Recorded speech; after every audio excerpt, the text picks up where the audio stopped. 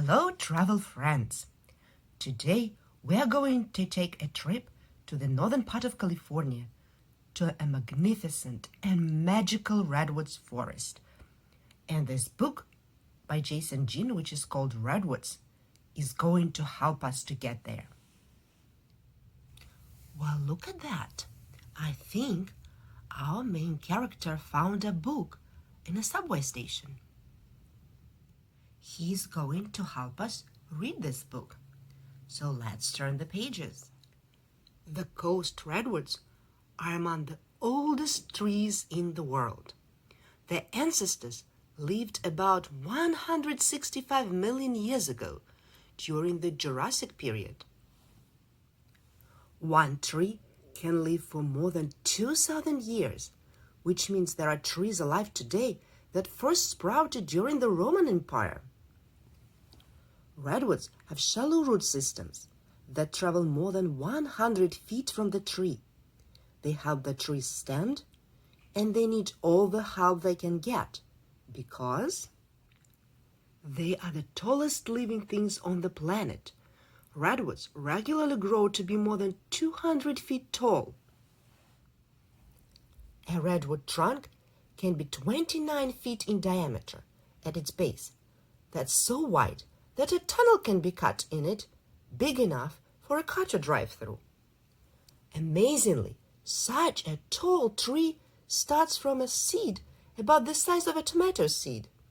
A 1-inch long cone that houses the seed falls to the ground, and if the conditions are right, the tree will sprout.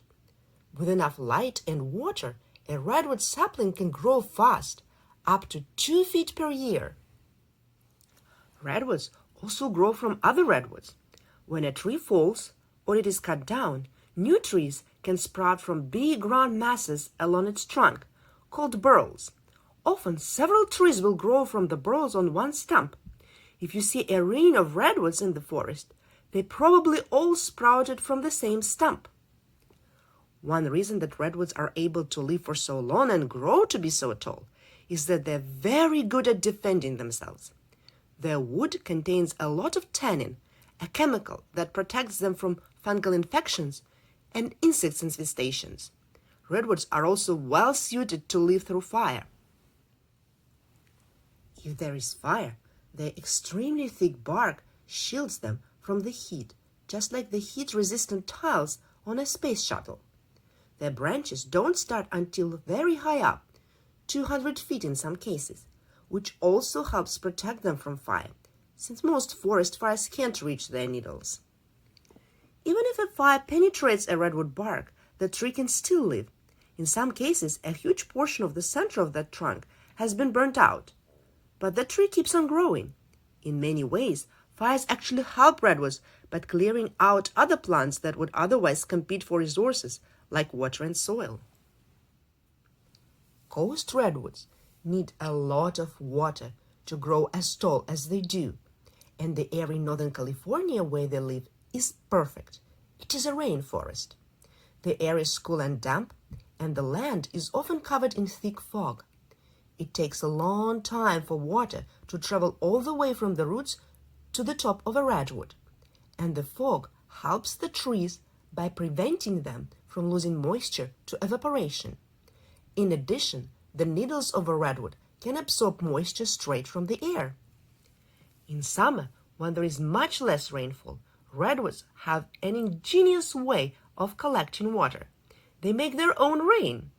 When the fog rolls in, it condenses on the redwood's needles, and whatever moisture isn't absorbed then falls to the ground to be soaked up by the tree's roots. Other plants that live at the base of a redwood tree use this artificial rain as well. So not only do redwoods water themselves, they water all the plants around them. The branches of a redwood are called the crown or canopy and start very high up the trunk. To study redwood crowns, scientists have to climb into them, and this is not easy because the trees are so tall. Researchers use a bow and arrow to launch a rope over the branches. When the rope is secure, they can pull themselves up. It is a very dangerous work. When the needles fall off a redwood, they decay and turn to soil. And redwoods are so big, and the soil often collects in the trees themselves. Soil that collects in the branches of a tree or in crevices of its trunk provides a home for other plants. Plants that grow on redwoods are called epiphytes. The most common epiphytes found in redwoods are ferns. In one tree, researchers found masses of ferns estimated to weigh more than 1,600 pounds. That's heavier than a full-grown polar bear. Ferns are not the only plants that make their homes in redwoods. Mosses, fungi, bushes, and even trees grow in the redwood canopy. Researchers have found a wide variety of trees high above the ground, including hemlocks, spruces, firs, oaks, and California bays. In one redwood, researchers found a California bay tree growing out of a knothole over 300 feet from the ground. In addition to plant life, scientists have found many animals living in the redwood's canopy, including flying squirrels, beetles, earthworms, centipedes, spiders, salamanders, and yellow banana slugs. Some animals, like red tree voles, live their whole lives in the treetops and never see the ground. Many birds live in the tops of redwoods, including bald eagles, ospreys, and woodpeckers. The marbled murrelet and the northern spotted owl live almost exclusively in the oldest redwood trees and are both endangered species. When a redwood is injured, the tree will often sprout new trunks that look like miniature versions of the tree itself. If a branch is damaged, a new trunk will grow straight up from the top of the damaged branch. Sometimes more than one new trunk will sprout. Researchers found one tree with more than 200 reiterated trunks in it. There was a forest of redwoods growing atop a single tree. The crown of a redwood can be very complex. As the tree grows, its main branches and the branches of its new trunks crisscross and run into each other, forming a maze of growth. The crown can become so dense that from its interior you can't see the ground or the sky. Researchers have even gotten lost while exploring the crown.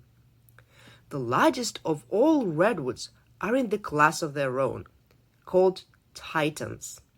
For a long time, the record holder for the tallest tree in the world was Stratosphere Giant, measuring a whopping 370 feet. But that record was broken in the summer of 2006 when researchers discovered Hyperion, a giant coast redwood rising 379.1 feet from the ground, and it is still growing.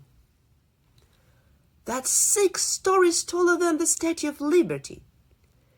It's taller than a 30-story skyscraper. It is so tall that if it were introduced to a city skyline, it would fit right in. Redwoods in danger. The coast redwood used to be found all over North America. After the last ice age, the climate of North America changed, and the habitat conducive to redwood forests shrank. Now they are found only in a small strip of coastland stretching from central California to southern Oregon. In the last 200 years, this forest has shrunk even more because of human activity. Redwood lumber is very valuable because of its height, tannin content, and resistance to harmful bugs, such as termites. Since large-scale logging began around 1850, more than 95% of the original redwood forests have been destroyed. When the redwoods go, much of the environment goes too. Many plants depend on them for water in summer, and many animals live nowhere else but in their canopy. Old-growth forests, those forests that have been around for thousands of years and are home to the tallest trees in the world, have ecosystems that are especially fragile. Animals such as the red tree vowl, spotted owl, and marbled murrelet only live in old-growth forests. When a forest of this age disappears, it could be another 1,000 years before it comes back. If you would like to visit these wonderful giants on your own, in the description of this video, I have 2 links with detailed itineraries where you need to go and what to see. If you enjoyed this video, check out my other videos in this playlist, Children Travel and Learn. There are a lot of exciting books there. And also, if you enjoyed it, please subscribe. I'll be posting more Read Aloud books about traveling all around the world. Stay tuned and join me on my journey. Thank you.